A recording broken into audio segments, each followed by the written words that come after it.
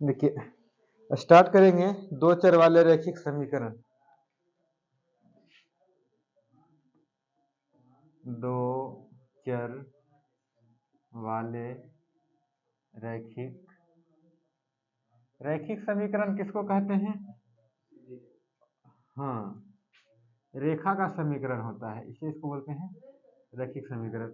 और इसका घात हमेशा एक होगा, इसका घात एक होगा, पहले समझ लीजिए उसके बाद एक्सरसाइज में आएंगे। दो चर वाले रैखिक समीकरण में दो चर रहेगा, एक्स और वाई, और दो चर है इसलिए इसको हल करने के लिए भी दो समीकरण चाहिए, एक समीकरण से काम नहीं चलेगा। अगर उसमें एक चर है तो एक समीकरण से हल हो जाएगा, लेकिन दो चर है तो दो समीकरण चाहिए। अगर तीन चर रहेगा तो तीन समीकरण। चर और अचर समझते हैं ना? हाँ, चर जिसका मान बदलता हो, जिसको हम मानते हैं x y z a b c d कुछ भी, और अचर हो गया कांस्टेंट, कोई भी अंक 3 4 5 6 7 8। तो इसमें क्या रहेगा? दो चर रहेगा। जैसे हम लिख रहे हैं एग्जाम्पल 2x + 5y बराबर 8 है ना। यहाँ अगर कह दे कि आपसे x का मान निकालिए और y का मान निकालिए, तो एक समीकरण से नहीं निकाल पाएंगे। इसके लिए क्या चाहिए?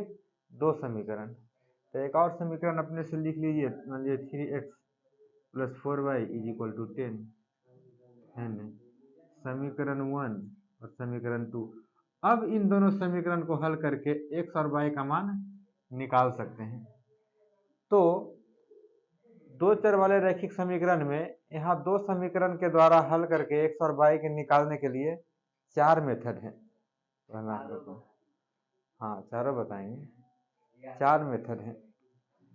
सबसे पहला कौन सा है? लिख लिए, दो चर वाले रैखिक समीकरण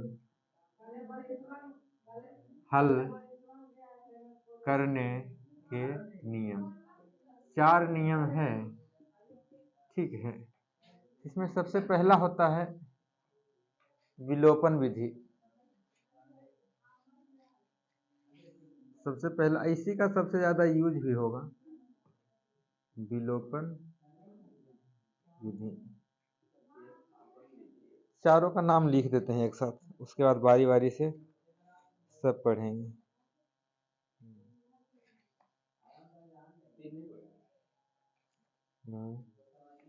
विलोपन विधि,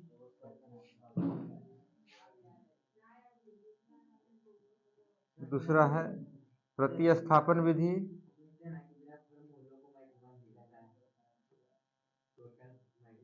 हाँ,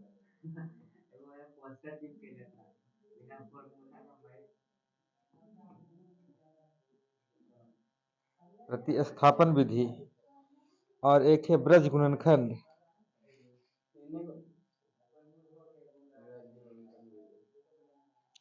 हाँ, तीन ही विधि है। एक ब्रज गुणनखंड विधि, वज्र गुणनखंड, तीन विधि है दो चर वाले रैखिक समीकरण को हल करने का। तीनों विधि को बारी बारी से पढ़ेंगे। चलिए, सबसे स्थान विलोपन विधि है। हाँ, प्रतिस्थापन भी आसान है, ब्रज गुणनखंड में थोड़ा सा याद रखना पड़ता है ना। इसको नोट कर लीजिए तीनों विधि का नाम, क्योंकि यहाँ से स्टार्ट करेंगे इतना में नहीं हटेगा। ऊपर लिख करके एक एक तीनों को बारी बारी से पढ़ेंगे।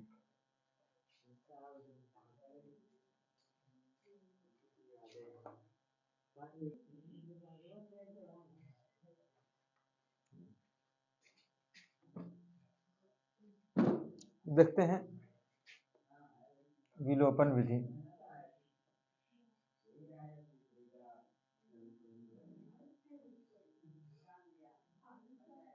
एग्जाम्पल ले लेते हैं, जैसे दिया हुआ है x + y = 5। इसको लिख लेंगे समीकरण 1। दूसरा दिया है 2x - 3y = 4। इसको लिख लेंगे समीकरण 2। अब इसी दोनों के सहारे हल करके किसका किसका मान निकालना है, x का और y का। क्या करेंगे, सबसे पहले नाम है विलोपन विधि, मतलब किसी एक को विलोप करना पड़ेगा, x का नहीं तो y का।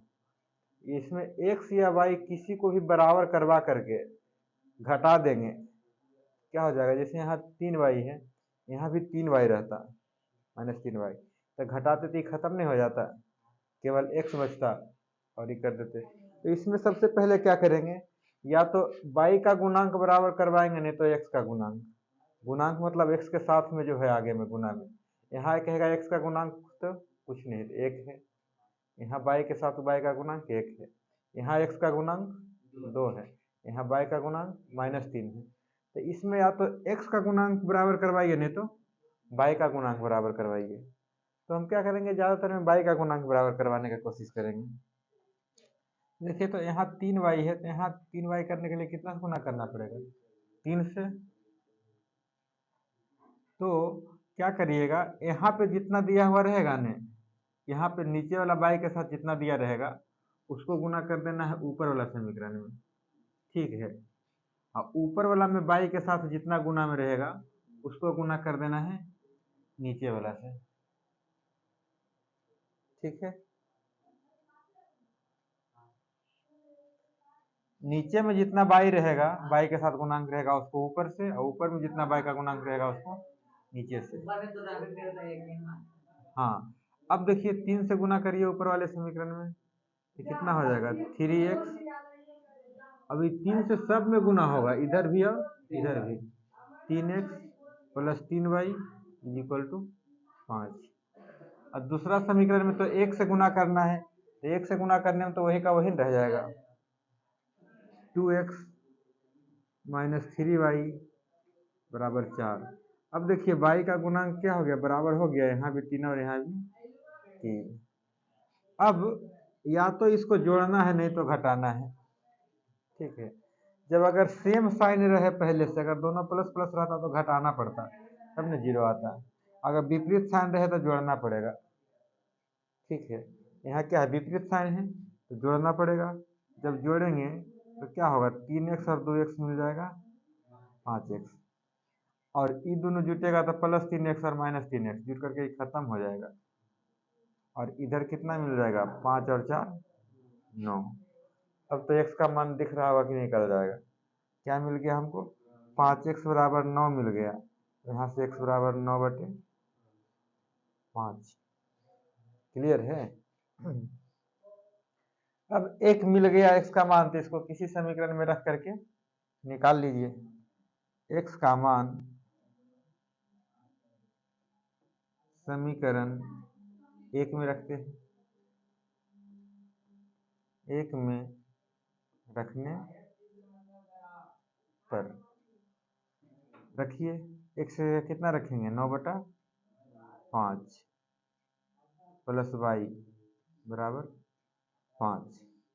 इधर बना देते हैं, y बराबर, y का मान निकालना है तो इसको इधर ले जाकर के माइनस करेंगे, 5 - 9/5 कितना हो जाएगा, 5 LCM तो बचे 25 - 9, 25 में से 9 घटेगा तो कितना, 16/5। x बराबर इतना निकल गया और y बराबर इतना निकल गया है, ये हो गया आंसर। x = कितना, 9/5 और y = 16/5। This is answer. आया समझ में। क्या करेंगे, y का गुणांक बराबर करवाएंगे, x का भी करवा सकते हैं लेकिन हम y का करवा, गुणांक बराबर करने के लिए यहाँ जितना रहेगा y के साथ इसका गुना 1 में, और यहाँ जितना रहेगा इसका गुना 2 में। हाँ हाँ, नहीं, और जब विपरीत साइन रहेगा तब जोड़ेंगे, और सेम साइन रहेगा तो घटाएंगे, तब न कटेगा। अगर 3y प्लस में था, यहाँ भी 3y प्लस में रहता तो जोड़ने पर तो 6y हो जाता, घटाते तब न वो कटता, माइनस में है तब जोड़ने पर 0 आ जाता है, खत्म हो जाता है, ठीक है। इस तरह से इसको जोड़ करके x निकाल लेंगे, फिर किसी समीकरण में रख दीजिए, y निकाल दीजिए, ठीक है ना। केवल यहाँ ध्यान रखना है कि बराबर करवाने के लिए यहाँ y के साथ जितना गुना है, गुणांक है, उसको गुना समीकरण 1 से, और यहाँ y के साथ जितना गुना है इसको समीकरण 2 से, इसका गुणांक इस समीकरण में, इसका गुणांक इस समीकरण में गुना करिए, बराबर हो जाएगा। ठीक है, नोट करिए।